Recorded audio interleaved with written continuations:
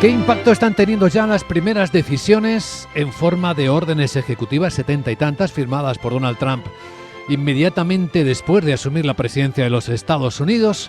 Pues hay dos declaraciones de emergencia que tienen su impacto.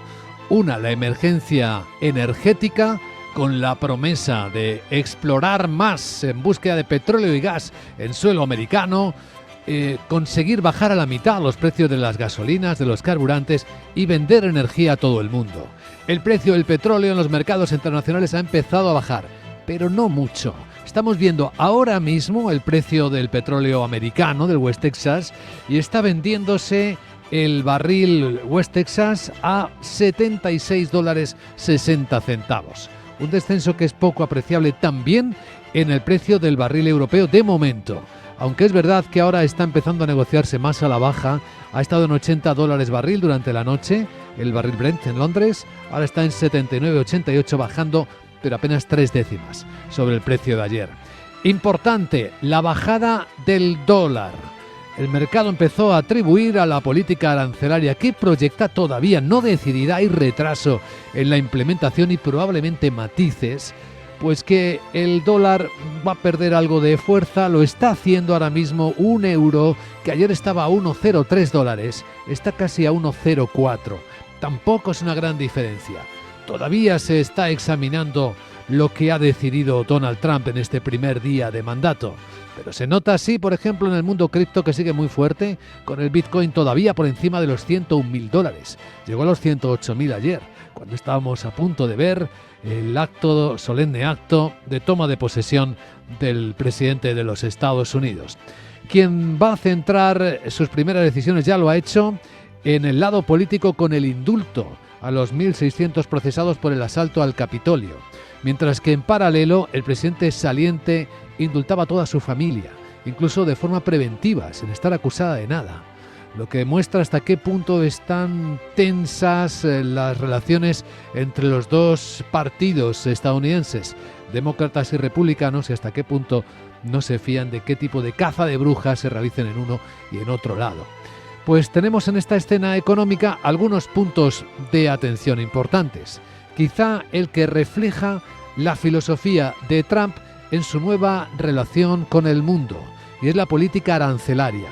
De momento no ha decidido, ha dicho que está pensando en imponer aranceles del 25% a Canadá y a México el 1 de febrero, al resto del mundo hasta un 10% de forma escalable, porque esta es su nueva forma de pensar, la filosofía que parece obtener el respaldo de los americanos. Taxing our citizens to enrich other countries, we will tariff and tax foreign countries to enrich our citizens. Él dice que en lugar de gravar a nuestros ciudadanos para enriquecer a otros países, aplicaremos aranceles a otros países para enriquecer a nuestros ciudadanos. External Revenue Service to collect all tariffs, duties and revenues. It will be massive amounts of money pouring into y our esto treasury, es uno de los principales anuncios económicos, la creación de una hacienda arancelaria, un servicio que se encargará de recaudar la enorme cantidad de dinero, dice,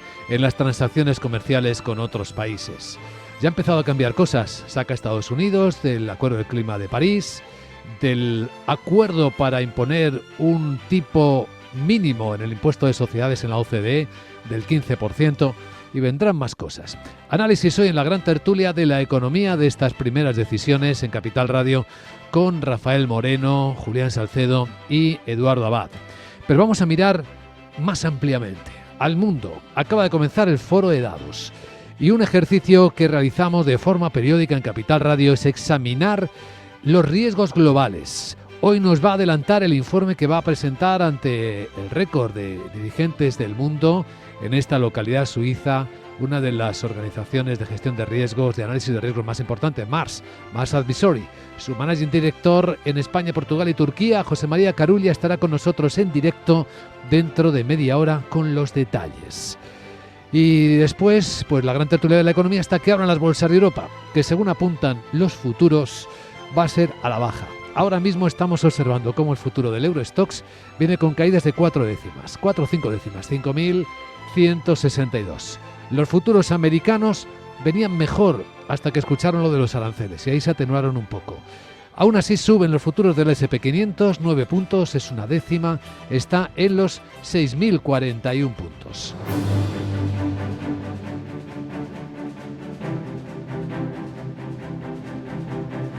En un instante, informe de preapertura de mercados europeos tras actualizar con Miguel San Martín algunas de las claves más importantes que trae la actualidad. Y entre estas claves, lo que ya no son palabras, sino hechos, las órdenes ejecutivas firmadas por Donald Trump, que tienen un importante foco en contener la inflación con la desregulación y la desvinculación del país de importantes acuerdos internacionales. Efectivamente, entre otras muchas más, como la que saca también a Estados Unidos del Acuerdo de París o incluso de la Organización Mundial de la Salud. Ordena que se tomen medidas orientadas a reducir el coste de la vivienda y que se amplíe la oferta inmobiliaria. Elimina la obligatoriedad de que para 2050 todos los coches sean eléctricos y congela las ayudas. Trump fija la lucha contra la inflación como una prioridad. Voy a firmar un memorándum presidencial que ordena a cada miembro de mi gabinete que reúna todos los poderes a su disposición para derrotar a la inflación y reducir rápidamente los costes de la vida cotidiana. Porque tus costes se han disparado en los últimos 4 años, aunque muchos no se hayan dado cuenta. ¿Alguien se está dando cuenta de que los costes son como del doble, el triple o el cuádruple? El decreto justifica las medidas argumentando que las regulaciones introducidas por la administración de Biden supusieron gastos extras para cada hogar estadounidense de $50.000. Iniciará de inmediato la reforma del sistema de impuestos y comercial para proteger a trabajadores y familias. Estados Unidos sí se arriesga a represalias, ya que el acuerdo que se ha salido de la OCDE para un impuesto mínimo a las multinacionales que no ha ratificado su Congreso todavía establece medidas para los países en los que no lo apliquen. En China hay mucha calma esta mañana. No hubo referencias apenas directas, incluso hubo un encuentro del vicepresidente chino que asistió a la toma de posesión con el nuevo vicepresidente de los Estados Unidos. Aunque es verdad que Donald Trump se refirió a la recuperación del canal de Panamá y no a la anexión de Groenlandia. Y en breve va a cambiar el nombre del Golfo de México por el de Golfo de América. En relación con el canal, insisten que han sido tratados muy mal por ese imprudente regalo y que los barcos de Estados Unidos pagan más que el resto. También que está bajo el control de China. Panamá ha roto la promesa que nos hizo, el propósito de nuestro acuerdo, el espíritu han sido violados. Los buques estadounidenses están siendo gravemente cargados y no reciben un trato justo de ninguna manera. Y esto incluye a la Marina en los Estados Unidos. Sobre todo, China está operando el canal de Panamá. Y nosotros no se lo dimos a China, se lo dimos a Panamá y lo vamos a recuperar. El presidente de Panamá, José Raúl Mulino, rechaza estas palabras y señala una vez más que el canal es y seguirá siendo de su país. Hay mucha inquietud por la nueva etapa que se abre en todo el mundo en la relación con Estados Unidos.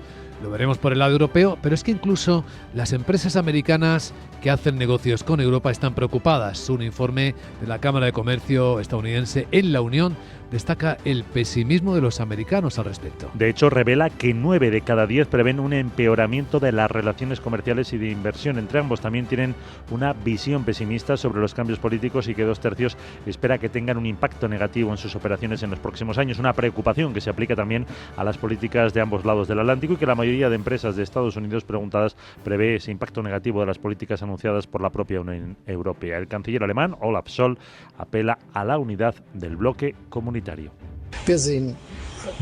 Veremos cómo desarrolla Estados Unidos su política aduanera en el futuro.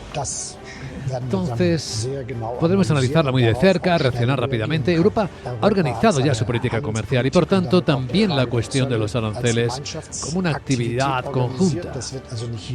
Así que no va a ser cada país el que decida por sí mismo, sino que vamos a hacerlo juntos. Preguntado por las aportaciones en defensa de algunos países de la OTAN, Donald Trump responde centrándose en España y dice que el gasto es muy bajo y agitó el fantasma de aranceles del 100%, aunque se confundió porque incluyó a España equivocadamente entre los BRICS, dicen por eso de la S. Abramos la mirada y la perspectiva para este año. Tenemos un informe que apunta que el 58% de los presidentes y CEOs de las mayores empresas del mundo esperan que el crecimiento global mejore este año. Y solo un 19% teme un retroceso, según la 28ª edición de la encuesta mundial elaborada por PwC, que se ha presentado en el foro de Davos. Ese optimismo es 20 puntos mayor al del año pasado. Los directivos señalan la volatilidad macroeconómica, la inflación y los ciberriesgos como las principales amenazas para el crecimiento. Aunque para los países de Oriente Medio y de Europa Central y de Oriental, la mayor amenaza son los conflictos geopolíticos. Estas buenas perspectivas se reflejan en el empleo, ya que un 42% prevé aumentar su plantilla en al menos un 5% este año, frente a un 17% que calcula que tendrá que reducir el número de trabajadores. La creación de empleo se producirá sobre todo en las compañías de menor tamaño. Amenazas en España, que el gobierno no pueda cumplir con el compromiso de bajar la deuda a los niveles enviados a Bruselas. De hecho, la AIREF calcula que puede que se quede en la mitad. Según la senda de gasto que ha enviado a Bruselas, solo se reducirá la deuda pública en 21,4 puntos de PIB entre 2025 y 2031, la mitad exactamente de lo que estima el Ejecutivo. La Autoridad Independiente de Responsabilidad Fiscal apunta que ese plan del Gobierno limita el aumento del gasto primario neto de las administraciones públicas a una media anual del 3% en ese periodo, una tasa que la AIREF eleva al 3,6% si no se adoptan medidas adicionales. También estima que si no se hace, la deuda pública sí va a bajar a final de la década, pero se disparará al 109% del PIB en 2040. Estamos a 21 de enero y España sigue sin presupuestos, aunque el ministro de Economía, Carlos Cuerpo, cree que sí que hay una posibilidad de aprobarlos. Precisamente mantiene su intención de enviar a la Comisión Europea ese proyecto completo, pese al anuncio de Junts per Catalunya de que rompe toda la negociación, incluida la presupuestaria, con el Ejecutivo. Así que Cuerpo reconoce que intentarán no prorrogar los actuales. Bueno, ya lo dijo la propia Comisión Europea, que en este caso ellos un plan presupuestario a políticas constantes, es decir, sin tener un presupuesto aprobado, no les aportaba valor y por lo tanto estaban esperando a que se aprobaran los presupuestos para que en paralelo se mandara un plan presupuestario ajustado a esos nuevos presupuestos y nosotros seguimos en esa línea. Normalmente los estados de la Unión tienen que enviar a la Comisión a más tardar el 15 de octubre su borrador presupuestario para el año siguiente, pero en 2024 Bruselas dio más flexibilidad a los países por ser el primer año en el que se aplican esas nuevas reglas fiscales europeas que les exigen presentar en torno a las mismas fechas el plan fiscal a 4 o 7 años. Y ahora un vistazo a la agenda del martes, que nos trae Sarabot. Muy buenos días. Muy buenos días, Luis Vicente. Vamos con el martes y hoy comenzamos en Reino Unido, donde se publica la tasa de paro de noviembre y los ingresos medios de trabajadores. A media mañana conoceremos el índice ZEW de confianza inversora de enero en Alemania y la zona euro. Además, el Bundesbank publica su informe mensual. En España el INE publica el índice de producción del sector servicios de noviembre y los indicadores de confianza empresarial del primer trimestre de 2025. Este martes no hay referencias macroeconómicas de interés en Estados Unidos. Bueno, vamos a repasar qué se celebra hoy porque los humanos estáis sembraos. Tenemos el día de la ardilla, el del mariachi o el del pantalón de chándal. Uy. Pero también ahí va la pista. A ver. Un abrazo que mi alma renueve. Pues sí, se celebra el Día del Abrazo, que se remonta a 1986, casi nada. Entonces, yo me pregunto, ¿qué? ¿Cómo tiene muchos beneficios, yo podría cobrar un eurillo por cada abrazo? Prometo no apretar mucho. Jeje, ahora me dices, No sé. chao. No sé si estás bien ajustada para eso, querida Sara. Bueno, bromas aparte, vamos a ver cómo vienen los mercados en Europa, esa tendencia suavemente negativa, a qué responde, y adelantaremos también en Capital Radio a continuación quiénes van a ser los valores protagonistas del martes. Capital, la bolsa y la vida, con Luis Vicente Muñoz.